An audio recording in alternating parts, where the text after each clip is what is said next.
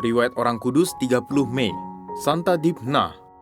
Menurut tradisi, Santa Dibna adalah seorang gadis bangsawan yang cantik jelita yang rela dibunuh ayahnya demi mempertahankan kesuciannya.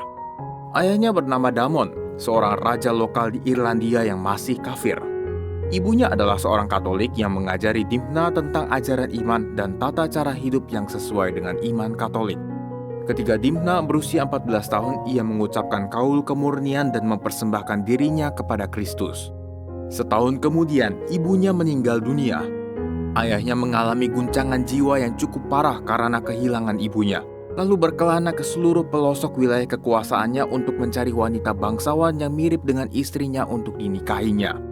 Karena tak seorang pun ditemukan, maka dia berniat untuk mengawini Dibna, anaknya, yang wajahnya sangat mirip dengan ibunya. Ketika Dibna mengetahui niat ayahnya, ia segera melarikan diri dari istana bersama dengan bapa pengakuannya, Gerebernus, dan 2 orang pembantunya yang terpercaya. Mereka berlayar menuju daratan Eropa dan mendarat di Antwerpen, Belgia, lalu mereka berlindung di kota Gil.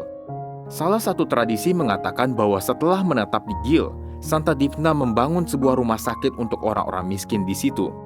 Sungguh ironis, sebab keberadaannya di Belgia akhirnya dapat tercium oleh ayahnya di Irlandia melalui rumah sakit yang ia dirikan ini. Damon lalu bersama pasukannya datang ke Belgia mengejar putrinya dan teman-temannya.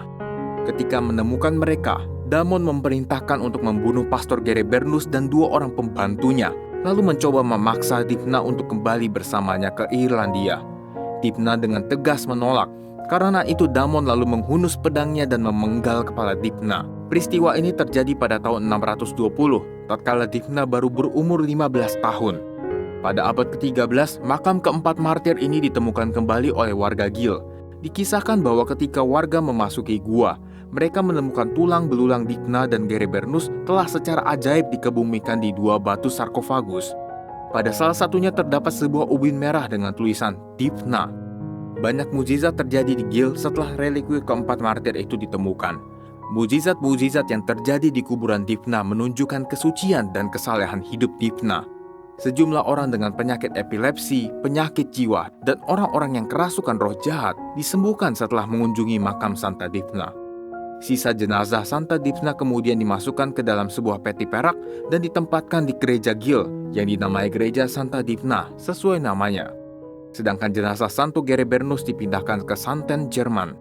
Pada akhir abad ke-15, gereja Santa Dibna di Gil terbakar, namun gereja baru yang lebih megah kemudian dibangun di tempat di mana tubuhnya pertama kali dimakamkan, dan gereja tersebut masih berdiri hingga sekarang.